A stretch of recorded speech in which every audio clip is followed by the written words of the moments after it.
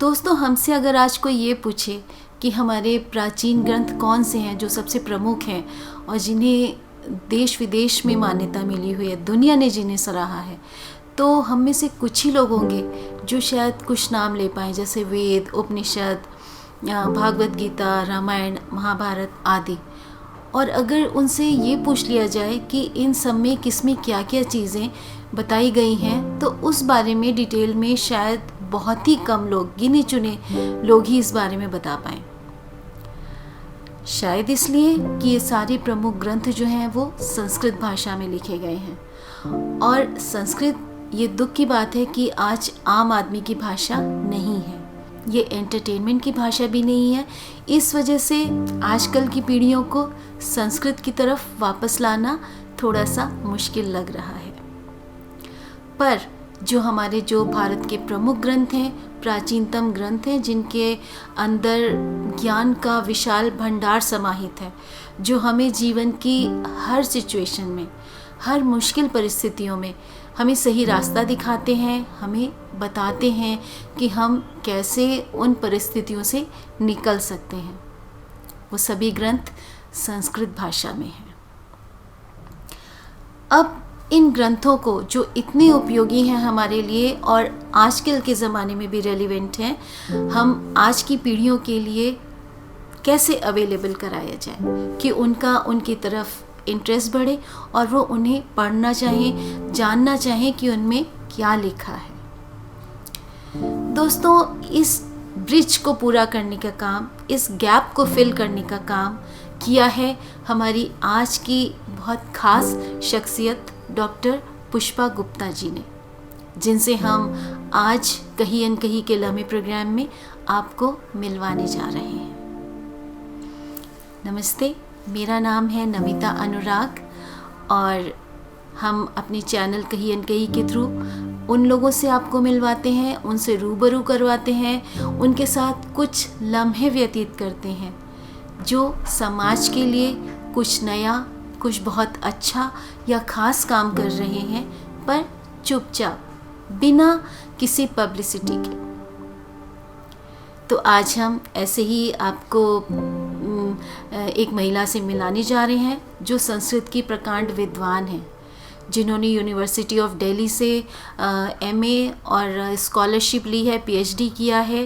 उन्होंने 42 साल लक्ष्मीबाई कॉलेज, जो यूनिवर्सिटी ऑफ दिल्ली का ही है, में संस्कृत पढ़ाई है बीए एमए स्टूडेंट्स को, और 2011 में रिटायर हुई हैं एज प्रोफेसर ऑफ संस्कृत।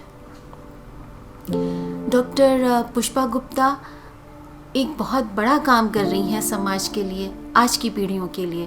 वो संस्कृत भाषा में लिखे हुए हमारे जितने भी महान ग्रंथ हैं, जिनका इन्होंने बहुत गहन अध्ययन किया है, जितने भी हैं, जैसे वेद, पुराण, उपनिषद, भागवत गीता, महाभारत, रामायण, पंचतंत्र की कहानियाँ, चाणक्य की नीतियाँ, इन सब को जो संस्कृत में ओरिजिनली लिखे हुए हैं मूल रूप से, उनको बहुत सहज, सरल, I would say lucid language में ट्रांसलेट किया है और हम सब के लिए अवेलेबल करवाया है। इन्होंने करीब 28 से भी अधिक पुस्तकें ऑलरेडी लिखी हुई हैं, और इनकी कई पुस्तकें दिल्ली विश्वविद्यालय के करिकुलम में भी इंक्लूडेड हैं।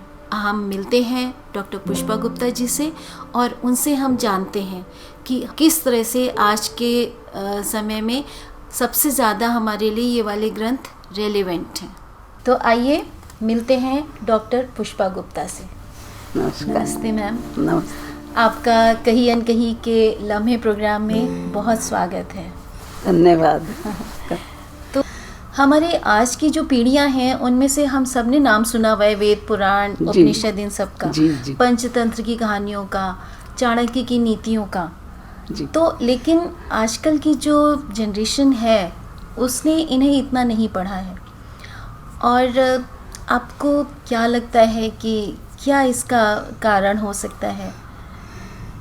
इसका कारण यह है कि उनको मतलब वो ग्रंथों की जो गंभीरता है, उसमें जो गहन अर्थ छुपा हुआ है, जो डीप मीनिंग छुपा हुआ है, वो उसको नहीं समझ पाते। क्योंकि एक बात यह कि संस्कृत साहित्य का कोई भी ग्रंथ ऐसा नहीं है, ये मैं दावे के साथ कह सकती हूँ, कोई भी ग्रंथ ऐसा नहीं है जिसकी कि आजकल भी प्रासंगिकता ना हो। चाहे वो वेद हो, चाहे उपनिषद हो, चाहे ड्रामा हो, सब शास्त्रों की उपयोगिता आज भी है, आज भी उतना ही प्रासंगिक है वो जितना कि उस समय लिखे गए थे। तो इसलिए ये कहना कि वो प्रासंगिक नहीं है और संस्कृत में इंटरेस्ट नहीं लेते, वो इंटरेस्ट इसलिए नहीं ले लेते क्योंकि उनको लगता है कि संस्कृत पढ़ करके उनको जॉब नहीं मिलेगा आगे। ये जो है मेन कारण है। अगर संस्कृत पढ़ेंगे वो तो उनको लगता है कि हमें जॉब नहीं मिलेगा क्योंकि इतने सारे जॉब नहीं है, तो इसलिए वो संस्कृत नहीं लेते। और संस्कृत ना लेने की वजह से जो संख्या है वो और कम कम कम होती जाती है। तो अगर उनको ये पता चले, ये उनको समझ आए कि हमारी कल्चर को, संस्कृति को, हमारे रीति रिवाजों को जानने के लिए संस्कृत कितनी महत्वपूर्ण है, कितना उसका योगदान है, कंट्रीब्यूशन है, तो वो अवश्य संस्कृत पढ़ेंगे। और उनमें जो ये सबसे अधिक आवश्यक है कि उसकी गहराई को उन बच्चों को समझाया जाए। जैसे कि कोई चीज़ है, हमने पढ़ी, वेद पढ़ी, तो हमें बताना होगा कि किस तरह से आजकल भी वो प्रासंगिक है।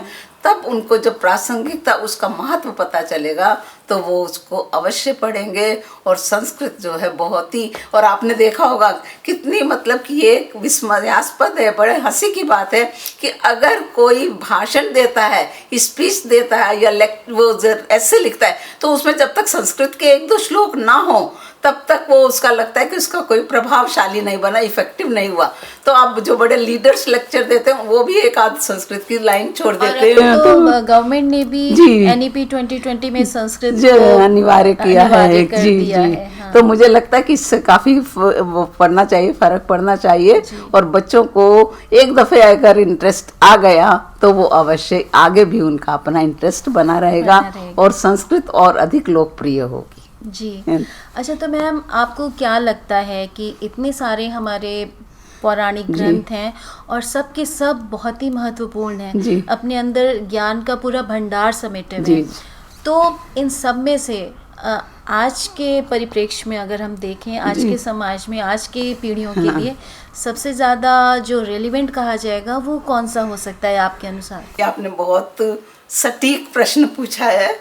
और मुझे ऐसा लगता है कि आजकल के जनरेशन को देखते हुए, आजकल के परिप्रेक्ष्य को देखते हुए पंचतंत्र जो है वो सबसे ज़्यादा उपयोगी है और सबसे ज़्यादा रोचक है, क्योंकि वो हमारे जीवन से संबंधित है। और जो ग्रंथ हमारे जीवन से संबंधित है वो ग्रंथ हमेशा ही लोग सबको आकर्षित करता है। और मुझे लगता है कि पंचतंत्र आजकल के परिप्रेक्ष्य के लिए सबसे ज़्यादा अधिक महत्वपूर्ण ग्रंथ है। जी। तो ये पंचतंत्र जो है, ये बहुत सारे हम में से लोगों को नहीं पता होगा कि पंचतंत्र में पंच क्या है और तंत्र का मतलब क्या है। हाँ जी। ये राज्य करने के लिए 5 गुर बताए गए हैं, 5 नुस्खे बताए गए हैं, 5 फॉर्मूला बताए गए हैं जिनका अनुसरण करके एक राजा, क्योंकि ये राजा के लिए लिखा गया था, राजकुमारों के लिए लिखा गया था पंचतंत्र, तो इस कारण से वो उन 5 गुर, 5 फॉर्मूला का अनुसरण करके अपने शासन को बहुत अच्छी तरह से चला सकते हैं। ये तंत्र का अर्थ है। तो पंचतंत्र में ना 5 गुर, 5 नुस्खे जो कि शासन को चलाने के लिए महत्वपूर्ण है। तो अभी आपने जैसे बोला कि एक राजा के लिए लिखा गया था, तो वो हमें बताइए क्यों इसकी रचना की गई थी? राजा वाली क्या बात थी? राजा की ये बात थी कि एक राजा था महिलारोप्य नगर का और उसके 3 पुत्र थे, लेकिन तीनों ही महामूर्ख थे, शास्त्रों में उनको कोई रुचि नहीं थी, कोई रुचि नहीं थी और वहाँ आलसी थे। तो राजा बहुत चिंतित था कि मेरे बाद राज्य कौन संभालेगा, क्योंकि तीनों ही पुत्र बेकार हैं मेरे। तो उसने घोषणा कराई कि जो मेरे इन 3 पुत्रों को एक नीति कुशल बना देगा, व्यवहार कुशल बना देगा, राजनीति सिखा देगा, उसको मैं अपना आधा राज्य दे दूंगा। तो विष्णु शर्मा नामक एक ब्राह्मण आया और उसने कहा कि राजा, मैं आपके इन 3 बच्चों को, तीनों बच्चों को 6 महीने के अंदर पूरा मानव ज्ञान दे दूंगा, पूरा कुशल ज्ञान दे दूंगा जो आवश्यक है। तो वो उन तीनों बच्चों को ले गया और उसने पशु पक्षियों की कहानियों के माध्यम से उनको राजनीति सिखाई। तो पशु पक्षियों के माध्यम से, क्योंकि वो, और ये जो कहानियां हैं ये बहुत रोचक हैं, बहुत सरल हैं, बहुत रोचक है। और अब में से हम लोग सब ने पंचतंत्र की बहुत सी कहानियाँ बचपन में पढ़ी हैं अपनी छोटी क्लासेस में, जैसे कि शेर और उसकी खरगोश की कहानी है कि किस प्रकार शेर को उसने कुएं में गिरा दिया। फिर कबूतर की कहानी है कि वो जाल में फंस गया और किस तरह कब जाल लेकर के वो लोग उड़ गए और अपने चूहे फ्रेंड के पास गए और उसने जाल काट दिया। तो ये सब जो कहानियाँ हैं ये हमको उपदेश देती, हमको सिखाती हैं कुछ। तो इस कारण से ये कहानियाँ जो हैं उन बच्चों को जो मूर्ख हैं उनको सरल भाषा में राजनीति समझाने के लिए ये कहानियाँ लिखी गई हैं। अच्छा,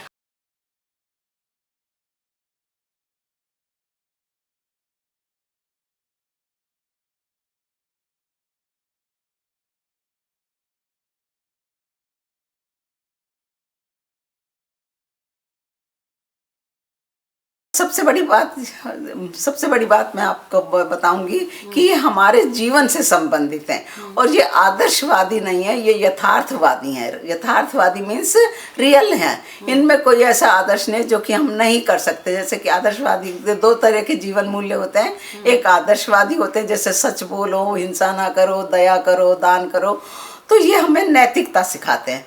लेकिन कुछ दूसरे मूल्य जीवन मूल्य हैं जो कि यथार्थवादी हैं, व्यावहारिक है, हमारे जीवन के व्यवहार को वो प्रभाव बताते हैं कैसे, और हम इन नियमों का पालन करने से हमारा जीवन बहुत सुखी होता है, आनंदित होता है और हम अपना जीवन अच्छी तरह से व्यतीत कर सकते हैं। तो पंचतंत्र सबसे बड़ा उदाहरण है जो हमारे जीवन के जो यथार्थ मूल्य, व्यवहारिक मूल्य हैं उनका प्रतिपादन करता है और एक किस तरह से जीवन हमको जीना चाहिए उसका ये मार्गदर्शन करता है। अच्छा, तो ये सारी जो पंचतंत्र की कहानियाँ हैं वो ओरिजिनली संस्कृत भाषा में लिखी गई हैं? जी, संस्कृत भाषा में लिखी गई हैं। और यहाँ पर मैं आपको एक बात बता देना चाहती हूँ कि हमारा चाणक्य जो है, सबने नाम सुना आर्य चाणक्य का, वो बहुत बड़े राजनीतिज्ञ थे और उन्होंने सूत्र रूप में, सूत्र का मतलब कम शब्दों में बहुत बड़ी बात कह देना, गागर में सागर भरना। तो उन्होंने सूत्र रूप में कुछ नीतियाँ दी हैं, कुछ हमारे को उपदेश दिए हैं जिनको हमें हमारे जीवन में अनुकरण करना चाहिए। तो उन सूक्तियों के उस सूक्तियों के या उन नीतियों के बेसिस पर काफ़ी कहानियाँ पंचतंत्र की लिखी गई हैं। तो चाणक्य की जो नीतियाँ हैं उनको कहानी के माध्यम से समझाया गया है, क्योंकि कहानी जो है हमारे एक साधारण मनुष्य अधिक सरलता से समझ सकता है, जबकि जो सूत्र रूप हैं वो थोड़ा डिफ़िकल्ट होते हैं। तो पंचतंत्र चाणक्य की अर्थशास्त्र पर आधारित है और उसमें कहानियों के माध्यम से उनको डिटेल किया गया है, उनका विस्तार किया गया है। जी। अच्छा मैम, ये बताइए कि जैसे हम ये जानते हैं कि हमारी डे टू डे लाइफ में जितनी भी सिचुएशंस डिफ़िकल्ट वाली आ सकती हैं उन सब का एक तरह से तोड़ या सॉल्यूशन दिया हुआ है पंचतंत्र में। तो कुछ आप हमें वो सिचुएशंस बताइए उस तरह की, और उन पर बेस्ड किस तरह से कहानी के फॉर्म में उनके रेजोल्यूशंस दिए हुए हैं वो हम सुनना चाहेंगे। उससे पहले मैं आपको ये बताना चाहती हूँ कि पंचतंत्र के 5 भाग हैं। मित्र भेद, मित्र प्राप्ति, काकोलूकीय, लब्ध प्रणाश और अपरीक्षित कारक। ये 5 जो मैंने बताया कि 5 गुर हैं, 5 नुस्खे हैं। तो उनका पहला है मित्र भेद। इस भाग में जो मुख्य कथा है वो एक है। मुख्य कथा जो मेन स्टोरी है वो एक है, शेर और बैल की, बैल और सिंह की, बैल और शेर की मुख्य कहानी है। और उसको पुष्ट करने के लिए, उसको स्ट्रॉन्ग करने के लिए अनेक दूसरी कहानियाँ दी गई हैं उस भाग में। और जैसे कि मित्र भेद नाम ही उसका भाग का है कि इसमें यह कि 2 मित्रों के बीच में फूट डाल दो, 2 मित्रों के बीच में भेद माने फूट डाल दो और अपना उल्लू सीधा कर लो। तो इसमें इस कहानी में ये कि एक शेर है, एक बैल है, उन दोनों की बहुत घनिष्ठ मित्रता है। तो 2 गीदड़ किस तरह उनके कान भर देते हैं, एक दूसरे के विरुद्ध कान भर देते हैं, और किस तरह उनकी जो शत्रुता है इतनी अधिक बढ़ जाती है कि एक दिन गुस्सा होकर शेर बैल को ही मार डालता है। तो ये मित्र भेद है। अब इस मित्र भेद से हमें जो जनरल शिक्षा मिलती है वो ये मिल जाती है कि हमें हमेशा जागरूक रहना चाहिए, सतर्क रहना चाहिए। और कोई हमारे दोस्त के विरुद्ध या हमारे रिश्तेदार के विरुद्ध कोई हमारे कान भरता है तो हमें उसके बातों पर विश्वास नहीं करना चाहिए। और हमें हमेशा ये देखना चाहिए कि हमारे चारों ओर क्या हो रहा है। तो हमें एक नज़र रखनी चाहिए, ये बहुत ज़रूरी है आज के जीवन में भी, क्योंकि आजकल भी धूर्त तो बहुत है।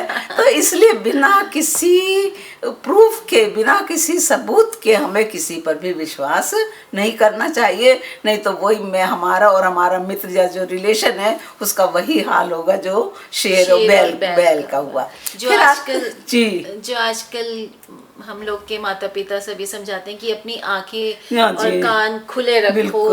ये नहीं कि किसी ने जो कहा वो तुरंत उस पर विश्वास कर लो, ऐसा नहीं होना चाहिए। दूसरा मित्र संप्राप्ति है।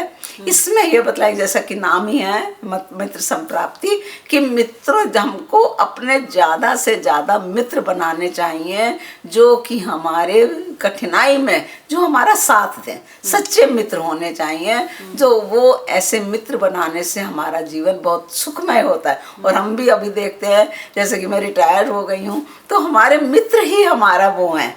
तो इस तरह से मित्र जो है हमेशा बनाएं, इस बात पे बल दिया गया है मित्र संप्राप्ति में कि वो मित्र किस तरह से आपको डिफिकल्टी से निकाल सकते हैं अपना। फिर आता है लब्ध प्रणाश। लब्ध प्रणाश का मतलब लब्ध माने पा करके, प्रणाश माने खो देना।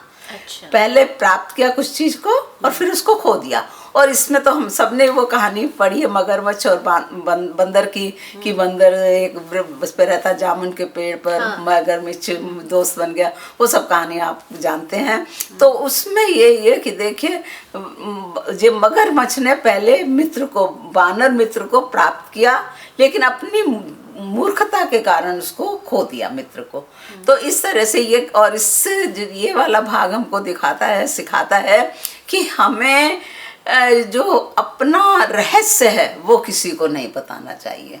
ये पंचतंत्र का एक बहुत बड़ा उपदेश है, बहुत बड़ा डिक्टम है कि अपने रहस्य की रक्षा करनी चाहिए। और जैसे कि मगरमच्छ ने जब बीच समुद्र में पहुंचा तो उसको लगा बानर कुछ नहीं कर सकता, तो इसलिए उसने उसको रहस्य बता दिया कि मैं तुमको तुम्हारी भाभी ने खाने पर नहीं बुलाया, तुम्हारा दिल खाने के लिए बुलाया है। तो किस तरह से उस समय ये भी कि बुद्धि जो है वो सर्व कार्य साधिका है। पंचतंत्र में ये भी बताया गया कि बुद्धि सर्व कार्य साधिका है। तो उस समय बानर ने अपनी जान बचाने के लिए क्या तुरंत सोचा, उसने ये सोचा कि प्रत्युत्पन्न मति इसको कहते हैं कि तुरंत उसने सोच लिया कि मैं क्या करूं। और उसने मगरमच्छ कहा कि आपने पहले क्यों नहीं बताया मुझे, मैं तो अपना दिल वृक्ष पर ही छोड़ आया। तो इस तरह से वो बच गया। तो ये कठिन समय में धैर्य और बुद्धि को बिल्कुल नहीं खोना चाहिए। ये है इस्तेमाल करना चाहिए। ठीक। फिर आप जो बता रहे हैं ये तीसरा जो आपने बताया ये पंचतंत्र के अलग अलग भाग हैं। जी 5 भाग है ना। तीसरा भाग काकोलूक्यम है। काकोलूक्यम का मतलब है कि इसको हम मित्र संधि और विग्रह भी कहते हैं, कि पहले हमने संधि की और फिर विग्रह कर दिया। इसमें जो है कौवों का राजा एक जिसका नाम मेघवर्ण है, और उल्लुओं का राजा एक है जिसका नाम अरिमर्दन है। तो वो कौवे और उल्लू एक ही पेड़ पर रहते हैं, पेड़ इसका कौवे ऊपर रहते हैं और उल्लू नीचे रहते हैं। तो उनकी पूर्व शत्रुता है, पूर्व एनिमिटी है, पहले की किसी उसको लेकर के शत्रुता है। और आपको पता है कि कौवे जो है वो रात में नहीं देख सकते और उल्लू दिन में नहीं देख सकते। तो क्या करता था कि पूर्व शत्रुता के कारण ये उल्लुओं का राजा कौवों को मार देते, मतलब सारे उल्लू मिलकर के कौवों को मार देते थे। तो इससे कौवे बहुत परेशान हो गए। तो उनका एक पैतृक मतलब कि हेरिटरी मिनिस्टर था, स्थिर जीवी, उसने कहा कि ऐसा करते हैं कि तुम सब मुझे घायल कर दो। कौवों से बोले कि तुम सब मुझे घायल कर दो और यहाँ छोड़ करके चले जाओ और तुम लोग कहीं और चले जाओ इतने। तो वो उन्होंने ऐसे ही किया। तो अगले दिन जब उल्लू के राजा ने उसको देखा कि वो घायल है, खून से लथपथ है, तो उसे दया आ गई और उसने कहा कि चलो मैं तुमको अपनी शरण में रखता हूँ। लेकिन उसने कहा कि स्थिर जीवी मतलब जो कौवों का वो था, उसने कहा कि मैं ना आपके दरवाजे, आपका जो बिल है उसके दरवाजे पर मैं रहूँगा, अंदर नहीं जाऊँगा, बाहर ही रहूँगा। तो उन्होंने कहा ठीक है। और उसने क्या किया, स्थिर जीवी ने वो सारे तिनके, धीरे धीरे तिनके और सूखी लकड़ियाँ, घास फूस ला करके ढेर लगा दिया और एक दिन उसमें आग लगा दी। अब वो बेचारे उल्लू तो देख नहीं सकते दिन में, तो वो उनको रास्ता भी नहीं मिला निकलने का, क्योंकि अंधे थे, देख नहीं सकते थे। तो वो सब उसी में जल करके भस्म हो गए। तो इस कहानी से हमको क्या शिक्षा मिलती है हमारे दैनिक जीवन के, कि जो शत्रु रह चुका है एक बार हमारा, उसके ऊपर कभी विश्वास नहीं करना चाहिए। ये चाणक्य की जी, चाणक्य की नहीं है, पंचतंत्र में ये स्टोरी दी है, मुख्य कथा है ये। काकोलू की जो है, जैसे मतलब एक मुख्य कथा है। काक तो ये मतलब कौवा, कौवा, और उल्लू माने उल्लू। तो वो काकोलुक्यम हो गया। और जब संधि और विग्रह की उसने संधि कर ली पहले स्थिर जीवी ने, और फिर उनके ऊपर जला दिया। तो इस तरह से ये जो स्टोरीज, इसमें अवान्तर स्टोरी मतलब सब्सिडियरी स्टोरीज भी है, लेकिन मुख्य कथा ये है। तो इसका जो हमें शिक्षा मिलती है, हमें कभी भी उससे मित्रता नहीं करनी चाहिए जो कभी हमारा शत्रु रहा हो, क्योंकि वो अवसर पा करके आपको अवश्य ही नष्ट करेगा। और इससे दूसरी भी शिक्षा मिलती है कि अपने स्वार्थ पूर्ति के लिए आप अपने शत्रु को भी मित्र बना लीजिए, और फिर जब मौका आए तो उसको वो कर दी, क्योंकि पंच तो है ही राजनीति प्रधान है ना। उसको विष्णु शर्मा नामक पंडित को उन तीनों राजकुमारों को राजनीति कुशल बनाना है, क्योंकि वो भावी राजा हैं, वुड बी किंग्स हैं। तो इसलिए everything is fair in love and war. तो यही जो यहाँ पर पंचतंत्र में इस बात को अपनाया गया है। और ये चाहे हमें नैतिक दृष्टि से बहुत अनुचित लगे, लेकिन हम अगर राजा की दृष्टि से देखें, एक राजनीति की दृष्टि से देखें, तो ये बिल्कुल उचित है। ये सब राजनीति में चलता ही है। फिर पांचवा अंश अपरीक्षित कारक, लब्ध प्रणाश मैंने बता दिया, चौथा अंश लब्ध प्रणाश है। पांचवा है अपरीक्षित कारक। इसमें एक शपनक की कथा जो है मुख्य कथा है, जो मेन कथा है वो शपनक की है। शपनक का मतलब है जैन साधु। अच्छा। नग्न जैन साधु को शपनक कहते हैं। इसमें शपनक की कथा है। और ये कथा है कि एक व्यापारी है, वो बहुत गरीब है, तो अपनी गरीबी से तंग आकर के वो आत्महत्या करने की सोचता है कि मैं आत्महत्या कर लूँगा। लेकिन उसी रात उसको एक स्वप्न में शपनक आता है, नग्न जैन साधु आता है और उससे कहता है कि मैं कल तुम्हारे घर आऊँगा और तुम मेरे सिर पे डंडा मारना तो मैं सोने का बन जाऊँगा, ठीक है। तो इससे तुम्हारा क्या है, गरीबी दूर हो जाएगी। तो नेक्स्ट डे क्या होता है कि जब वो शपनक आता है, तो बाई चांस उस व्यापारी की पत्नी ने अपना पेडिक्योर करने के लिए नाई को बुलाया हुआ था, क्योंकि पहले तो नाई ही वो करते थे पैरों के, जिसको आजकल पेडिक्योर बोलते हैं, तो उसमें तब बोलते थे पैरों को धोने के लिए, पैर पाद प्रक्षालन बोलते थे, तो उसके लिए बुलाया था। तब उस नाई ने देखा, उसी समय शपनक आ गया और देखा उसने कि उसको डंडा मारा और वो सोने का हो गया। नाई ने ये देखा तो उसने क्या किया कि नेक्स्ट डे वो जैन मठ में गया और सबको उसको न्योता दे आया कि कल मेरे घर आकर के आप लोग खाना खाना। तो शपनक ने सोचा कि भाई ठीक है कि अच्छा खाना मिलेगा। तो वो जैसे उसके घर में आए तो उसने एक एक करके सब पे डंडा मारा जोर से, और वो बेचारे लहूलुहान होकर के, कुछ तो लहूलुहान हो गए, कोई घायल हो गया, बेचारों का बहुत वो बुरी स्थिति हो गई। तो नगर कोतवाल ने ये देखा तो वो नाई को पकड़ के ले गया। जब वो उसने पूछा न्यायाधीश ने कि तुमने ये क्यों किया, तो उसने सारा बताया कि भैया इसके घर आया था शपनक और इसने डंडा मारा तो वो सोने का हो गया, तो मैंने भी वो डंडा मार दिया। फिर उसको व्यापारी को बतलाया गया, फिर उसने सारी कहानी बताई कि ऐसा ऐसा हुआ मेरे साथ। तो उसको मृत्युदंड दे दिया गया नाई को। तो अब अपरीक्षित कारक का मतलब ही है कि बिना सोचे समझे, बिना देखे, बिना सुने अपने कोई भी कार्य नहीं करना चाहिए। उसने नाई ने पूरी बात सुनी नहीं, पूरी बात देखी नहीं, बस ये देखा कि डंडा मारा और वो सोने का, और वो उसने पूरा नहीं देखा तो उसको मृत्युदंड भोगना। तो अनिष्टकारी अगर आप बिना सोचे समझे, बिना देखे, बिना ये जाने कि इसका रिजल्ट क्या होगा, परिणाम क्या होगा, ये जाने बिना अगर आप कार्य करेंगे तो आपको अनिष्ट ही होगा, आपका कोई लाभ होने वाला नहीं है। तो इसी में एक कथा आती है, हम सब ने पहले बड़ी थी कि एक ब्राह्मणी थी, उसने एक नेवले के बच्चे को पाला, नेवले के बच्चे को पाला था, और उसका अपना भी एक छोटा बेटा था। तो उसको हमेशा उसने पाल तो लिया, लेकिन उसको हमेशा ये डर रहता था कि कहीं ये नेवले का बच्चा मेरे बच्चे को कभी वो ना पहुंचा दे, हानि ना पहुंचा दे। तो एक बार वो गई, बाहर गई जल लेने, पानी लेने गई, तो नेवले ने, उसका बेटा सो रहा था, बिस्तर पर सो रहा था, तो नेवले ने देखा कि एक सांप आया है, तो सांप को उसने, नेवले ने मार दिया, और उसके मुंह में खून लगा हुआ था, और बड़े वो गर्व से दरवाजे पर जा कर के बैठ गया कि मेरी माँ आएगी तो बहुत खुश होगी मुझे देख कर कि मैंने उसके बेटे की रक्षा की है। लेकिन जब उसने देखा, वो ब्राह्मणी जब आई और उसने देखा उसके मुंह में खून लगा हुआ है, तो उसने उसी समय उसको मार दिया, नेवले को, ये सोचकर कि इसने मेरे बच्चे को हानि पहुंचा दी, मेरे बच्चे को कुछ किया है। लेकिन जब वो अंदर गई तो देखा कि उसका बच्चा तो सो रहा है और सांप मरा पड़ा है, तो वो बहुत दुखी हुई। तो ये भी अपरीक्षित कारक है कि बिना सोचे समझे, बिना देखे, बिना ये कर करके कि बिना टेस्ट किए क्या हुआ है क्या नहीं हुआ, सब जाने उसको मार दिया।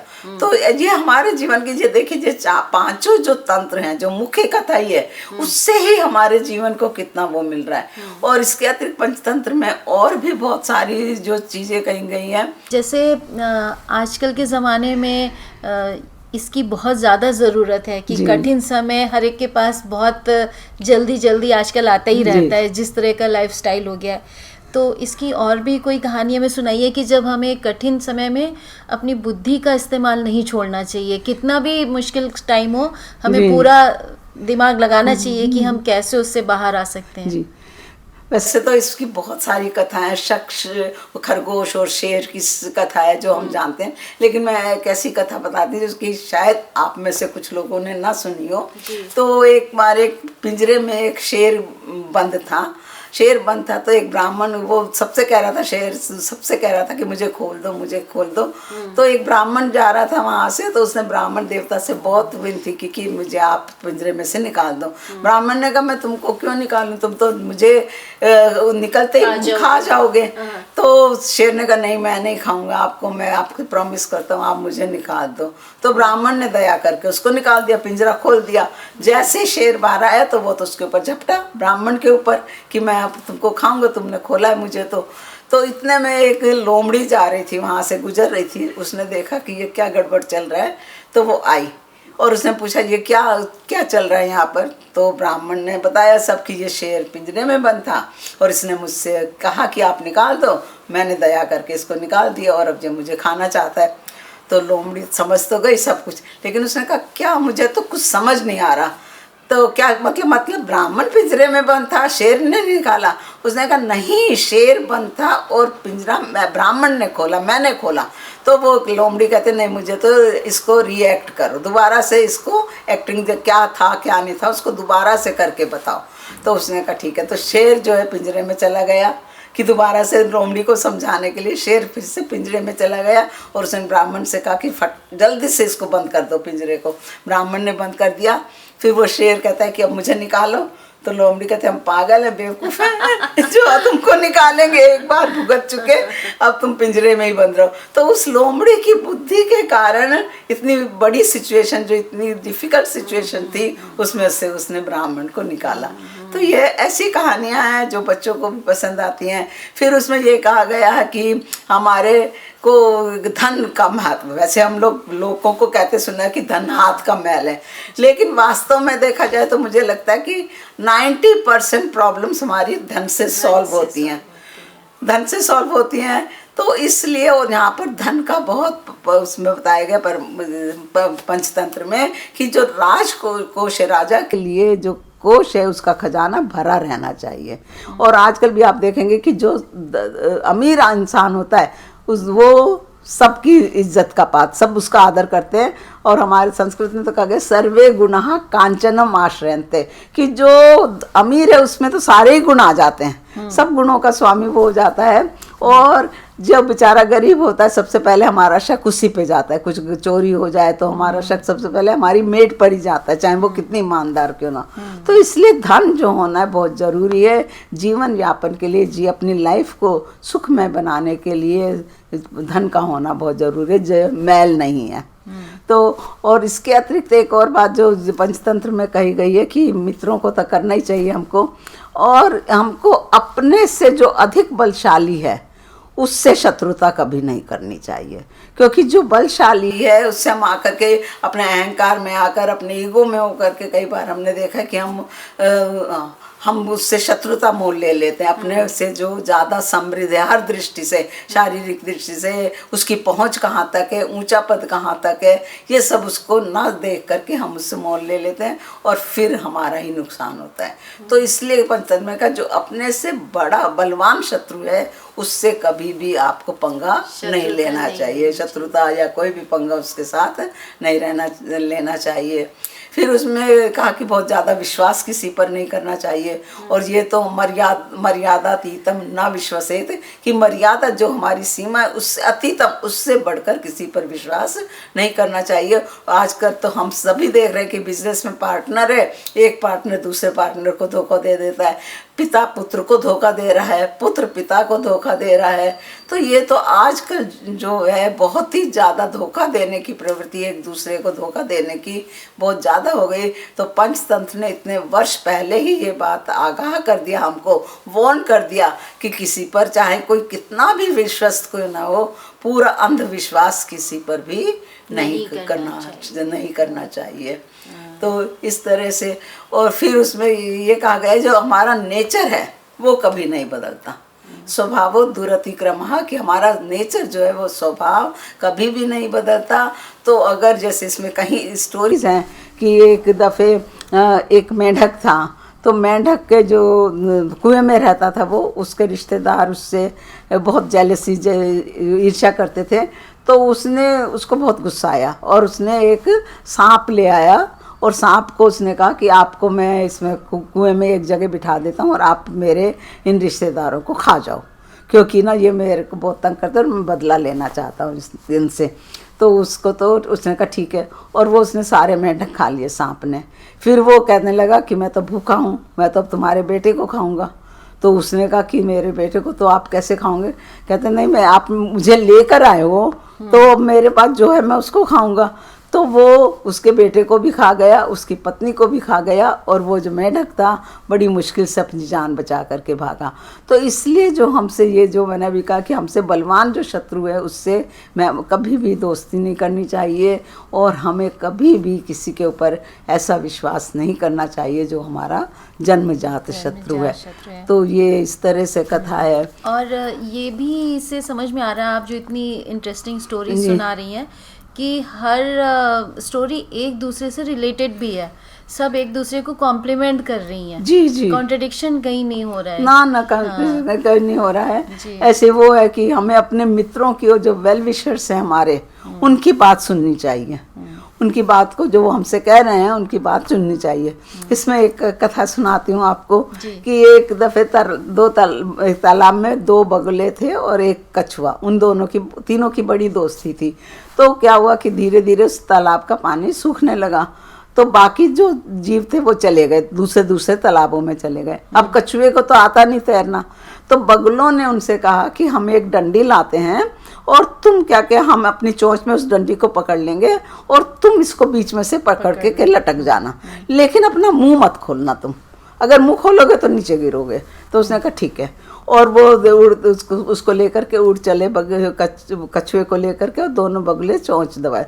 अब वो एक नगर में पहुंचे तो वहाँ पर तो देखा लोगों ने कि ये क्या जा रहा है, तो वो चला देखो ये क्या जा रहा है, ये क्या अजीब चीज़ जा रही है।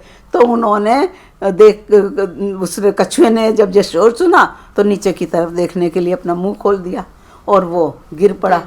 तो उसने अपने मतलब जो वेल विशर थे, बगुले थे, उनकी बात नहीं मानी, तो इसलिए वो क्या हुआ, विनाश हुआ।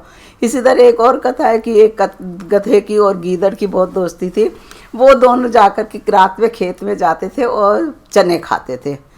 तो एक दफ़े क्या हुआ, गीदड़ तो चालाक होता ही है, गधा कहने लगा कि मेरा तो आज गाने का बड़ा मन कर रहा है, चांदनी रात है और मैं तो गाना गाना चाहता हूँ। उसको गीदड़ ने बहुत समझाया, तुम मत गाओ, मतलब तुम तो रेंकोगे ही और वो जो चौकीदार है वो उठ जाएगा, तो फिर हम दोनों ही खतरे में पड़ जाएंगे। वो नहीं माना तो गीदड़ तो भाग गया, उसने कहा इसको जो करना करना। और जो गधे ने रेंकना शुरू किया तो वो मालिक आ गया और उसको नेचुरली मार दिया उसको। तो इस तरह ये कहते हैं कि अपने मित्र जो और हितैषी हैं उनकी बात को हमको सुनना चाहिए, क्योंकि वो हमारे हितैषी हैं। तो इसी तरह से और बहुत सारी ये चीज़ें हैं जिसमें कि इस तरह से हमको जीवन में हमको शिक्षा मिलती है। और इसी तरह से है कि संगठन में शक्ति है, unity unity is Strength is in unity. हाँ, स्ट्रेंथ इज इन यूनिटी। और इसमें वही कहा गया कि जब यूनिटी होती है तो एक अकेला, हमारे हिंदी में भी कहा गया अकेला चना भार नहीं फूंक सकता। तो जब सब मिल जाते हैं, संगठन हो जाता है, तो हम अपनी उसको मांगों को पूरा कर सकते हो। आज तो सभी के संगठन बने, आजकल तो छात्र संघ बना हुआ है, टीचर्स की अपनी एसोसिएशन है, कर्मचारियों की अपनी एसोसिएशन है, फैक्ट्री वालों की अपनी एसोसिएशन है। तो उस एसोसिएशन के थ्रू ही वो अपनी मांगे मनवाते हैं। और इसका उदाहरण बहुत अच्छा पंचतंत्र में दिया कि एक अकेला पेड़ जो है, चाहे वो कितना शक्तिशाली है, जब तूफान आता है तो वो गिर जाता है, लेकिन जो छोटे छोटे पौधे हैं वो एक समूह में रहते हैं, तो कितना भी तूफान आ जाए वो नहीं गिरते, क्योंकि वो इकट्ठे हैं, एक साथ एकत्रित हैं, तो उनको कुछ नहीं होता। तो इसलिए संगठन में बहुत शक्ति है। और आजकल भी हमारे भी मिलजुल करके अगर हम काम करें तो हमारा मतलब जीवन सफल होता है, हम सफल भी होते हैं, अदरवाइज नहीं सफल हो पाते। तो इस तरह से जो कहानियाँ हैं, धन का बताया, फिर साहस का बताया कि हमें धैर्य रखना चाहिए, बुद्धि रखनी चाहिए, मित्रों से सब वो रखने, मित्र बनाने चाहिए, और बहुत ज़्यादा विश्वास नहीं करना चाहिए, अपने रहस्यों को रखना चाहिए। इसमें तो वानर कथा ही है कि वो नहीं बताता कि मैं तुमको किस लिए ले जा रहा हूँ, तो वो अपना उसका हो ही जाता, लेकिन उसने बता दिया। तो इसलिए जो अपने रहस्य हैं उनको तीसरे तक नहीं पहुंचना चाहिए। तो ये तो ये सब कुछ मेन बातें हैं पंचतंत्र में जो कि बताई गई हैं। और उन्होंने ये कहा, उसमें ये भी है पंचतंत्र में, टिट फॉर टैट, शठे शाठ्यम समाचरेत, कि अगर आपके साथ कोई दुष्टता कर रहा है, आपका कोई अहित कर रहा है, तो आप भी उसको जैसे के तैसा वैसा ही व्यवहार करिए। आपको अच्छा होने की ज़रूरत नहीं है। आजकल का देखिए संसार में, हमारे जीवन में, या आजकल जो चल रहा है परिप्रेक्ष्य जो चल रहा है, उसमें अगर कोई नहीं, दूसरे का कोई आपको दुखी कर रहा है और आप उसको नहीं विद्रोह करते, उसके अगेंस्ट नहीं जाते, तो वो आपको क्या मूर्ख समझता है, और आपका फ़ायदा ही उठाता जाता है। तो इसलिए ये बड़ा प्रैक्टिकल, मतलब पंचतंत्र में जो कुछ भी कहा गया बहुत प्रैक्टिकल है। और आजकल हम अपने जीवन में किसी ना किसी रूप में, डायरेक्ट या इनडायरेक्टली, हम उनको फॉलो भी कर रहे हैं। उसमें ये कहा गया 4 उपाय हैं हमारे, आप राजनीति के 4 उपाय हैं, साम दान दंड भेद। साम का मतलब है कि प्यार से, शांतिपूर्वक किसी से काम करवा लो। साम दान, किसी को दान दे करके, मतलब पैसा वैसा दे करके काम कराओ। दंड, किसी को दंड दे करके, मतलब कि जबरदस्ती उसको ऊपर रौब झाड़ करके काम करवा लो। और भेद माने कि उसमें फूट डाल करके काम करा, डिवाइड एंड रूल, जैसा अंग्रेजों का वो था। तो ये चारों उपाय भी हम लोग कभी अपने जीवन में डायरेक्टली और इनडायरेक्टली यूज़ करते हैं अपने पे। जैसे बच्चों से कुछ काम करवाना होता है तो हम उनको लालच देते हैं कि आप ये कर दो, ये करेंगे। तो ये सारा जो कुछ पंचतंत्र में कहा गया है, ये बहुत व्यावहारिक है, हमारे जीवन के लिए सटीक है, उचित है।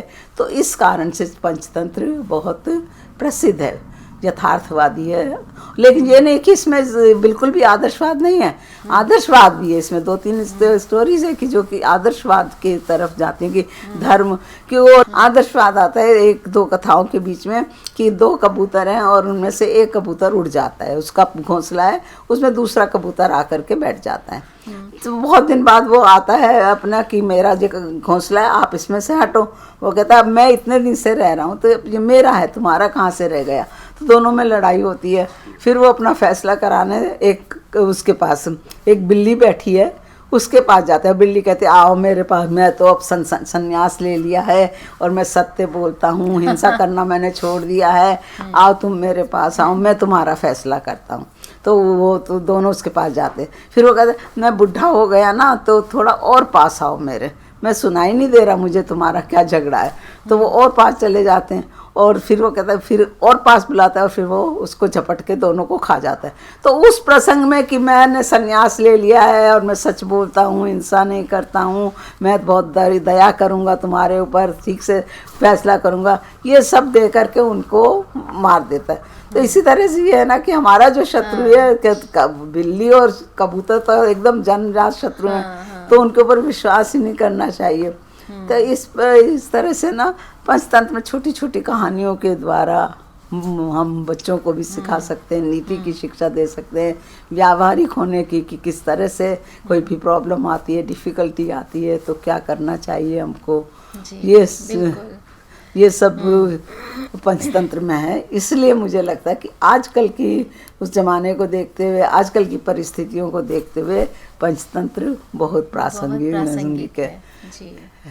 दोस्तों, पंचतंत्र की कथाएं हमें ये स्मरण कराती हैं कि इन कथाओं का उद्देश्य इन्हें केवल पढ़ना या सुनना सुनाना नहीं, बल्कि जीवन को एक नीतिपूर्ण और सही मूल्यवान दिशा देना भी है। डॉक्टर पुष्पा गुप्ता जी के साथ आज के इस संवाद में हमने केवल कथाएं नहीं सुनी, बल्कि उनके पीछे छिपे विवेक, नीति और मानवीय मूल्यों को भी समझने का प्रयास किया है। डॉक्टर गुप्ता को उनके असीमित ज्ञान के भंडार से लाभान्वित होने के लिए अनेक ख्याति प्राप्त राष्ट्रीय और अंतर्राष्ट्रीय सम्मेलनों में आमंत्रित किया जाता है।